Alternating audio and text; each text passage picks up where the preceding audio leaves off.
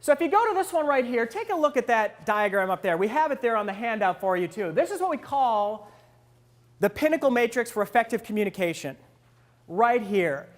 If you are going to be an influential communicator, you need everything in this matrix. So let's start out by talking about the pieces. Here we go. That outer circle, we call these the 5 C's of effective communication.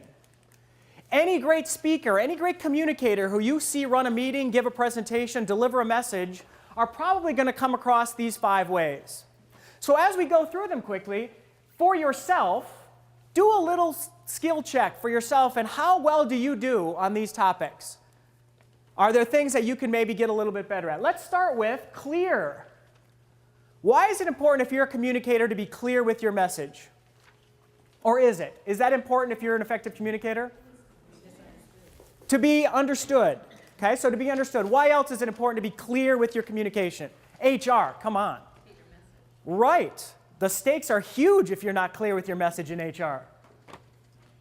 What else? One other big reason why being clear with your message is very important.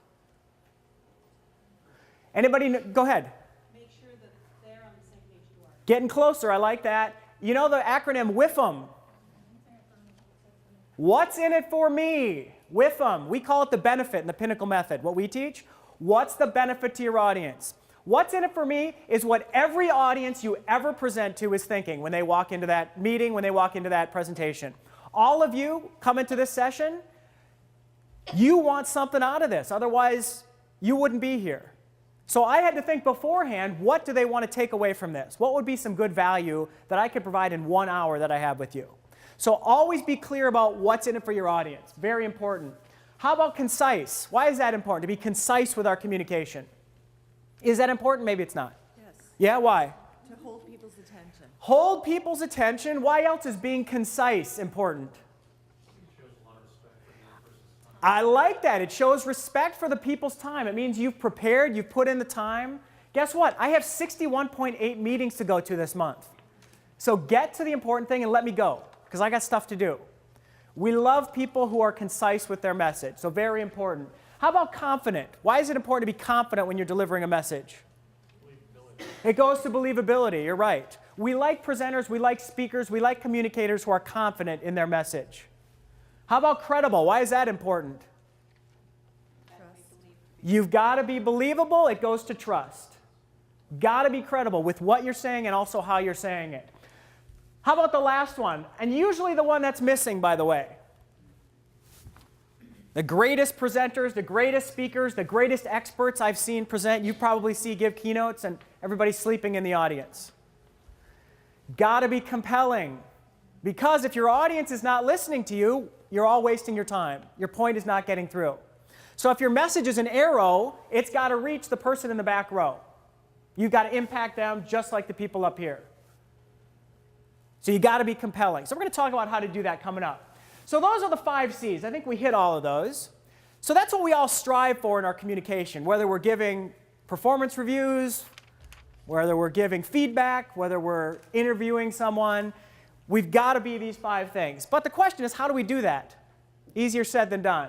So we need the pieces right in the middle of this matrix to make those 5 things happen. Here we go.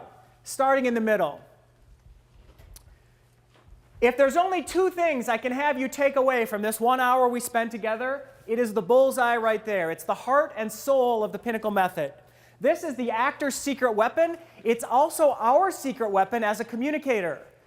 2 things, intention and objective. Here's how you define those. And there's a spot if you want to write the definition in on the bottom. Your objective. They're not the same, by the way, intention and objective. In the Pinnacle method, they're not the same. Here's the distinction. Your objective is your goal at the end. What do you want to happen at the end of your communication?